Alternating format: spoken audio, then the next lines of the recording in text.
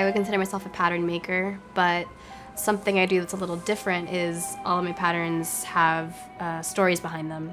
When I was a kid and I was making art, I always had like a hard time just sitting down and drawing something. So for my brain, I really just loved the idea of having like a narrative behind something that could push my creativity in a certain direction.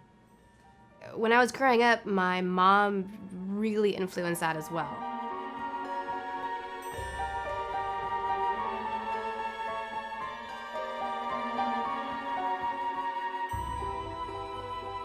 I had met my husband, and at the time I was making all these small watercolors and drawings, sort of like comics. And I had like a quiet afternoon, scanned one of my paintings, and in Photoshop, ended up flipping it around. And so it was mirrored, and I all of a sudden was like, wow, this is so much prettier. It really did feel like a light bulb over my head, and I think that's probably because I've watched too many cartoons. That kind of made me think, like, I want to make patterns, like actual patterns. And then the first thing I thought of was wallpaper. When I design wallpaper, the story is personally to me just as important as the final product. Pretty much everyone that buys my wallpaper is familiar with the story. I'll use an example of a pattern that I've already made. Mary Ward, who was born in Ireland in the early 1800s and grew up in a family that was really high up in the science community, but she wasn't allowed to be educated because she was a girl. So, with her free time, she would collect bugs and with a magnifying glass draw them in really great detail, and she made books and books and books of these things. And at one point, a family friend found her drawings and thought they were amazing and convinced her dad to buy her a microscope.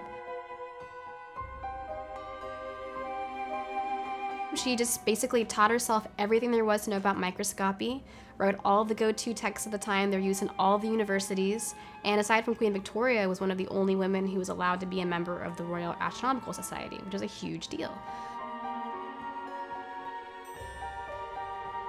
And so her pattern is basically oversized insects that are interacting with these late Georgian silhouettes. It's a use of the female figure and representative of what she did.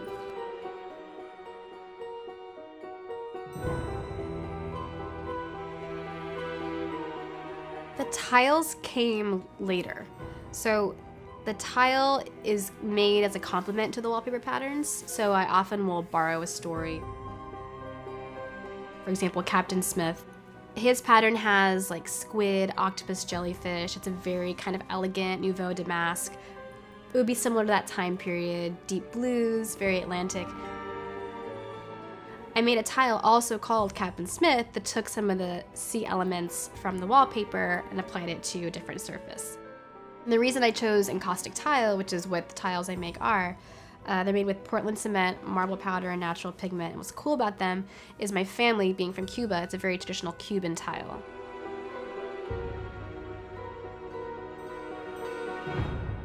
When I used to draw a lot when I was a kid, I always drew on like regular, kind of smaller pieces of paper, and my drawings are always really small.